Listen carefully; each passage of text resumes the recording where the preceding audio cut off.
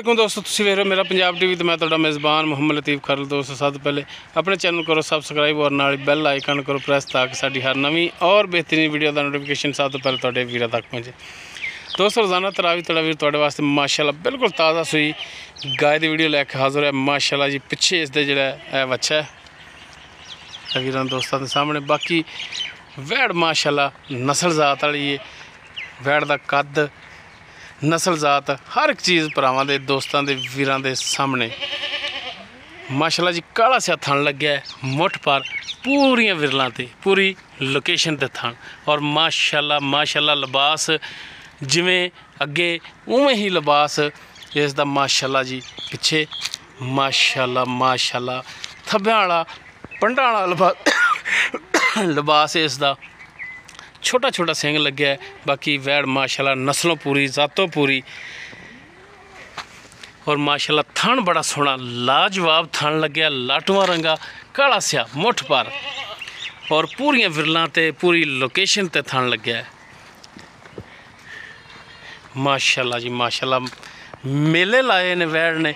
जनाब इन माड़ा छड़ के टोर के दिखाया जी, डरदी भजदी कौन माड़ा जा टोर के तक।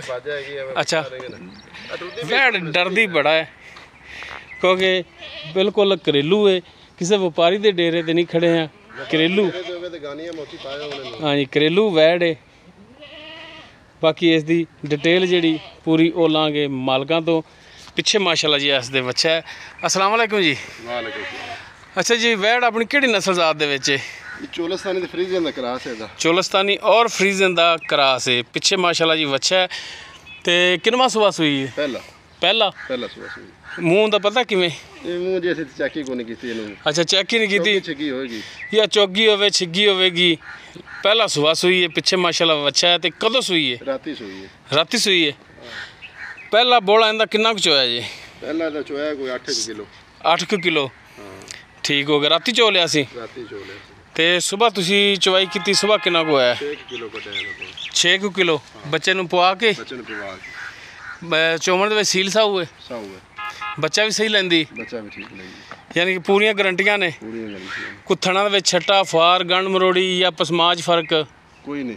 16 ने 16 पूरियां गारंटियां ने अपनियां। गारंटियां पूरी। बाकी दुध अगा फिर पाए दा नसीब दा ते अगा इंशाअल्लाह जिवें जिवें दुध चली जांदा थणा दे विचों दुध पोली यानी कि नहीं पोली खिल। अच्छा जी हत्थां थण फाड़ दे आराम नाल चोल। अच्छा आराम नाल भावें बच्चा बह के चो लवे इन्नी को पोली चवाई जांदी। एडा मोटा चवा सही हो गया जी। ते की होने दा प्यार मोहब्बत वाला फाइनल जा रेट कर दिओ? ਇਹਦਾ फाइनल ਦਾ करना जी 4.5 लाख रुपया। 4.5 लाख हाँ जी। ते इंदे च कोई प्यार मोहब्बत जरूर करांगे इंशाल्लाह। शफकत मेहरबानी बिल्कुल होवेगी? होवेगी। लो जी फ्रीजियन चोलस्तानी दा क्रॉस पहला सुबह सुई पिछे माशाअल्लाह जी इसके बच्चे नूं खड़ा कर दिया जी। पिछे माशाअल्लाह इसके बच्चा है ठीक ठाक है, बस थोड़ा जिहा कमजोर है। राती सुई है। राती सुई है हुण एक डंग दिहाड़ी च हो जाएगा छाला मारन ते। थणा दी पिछे दी मालकां दी होवेगी गारंटी। बाकी दुध पाए दा और नसीब दा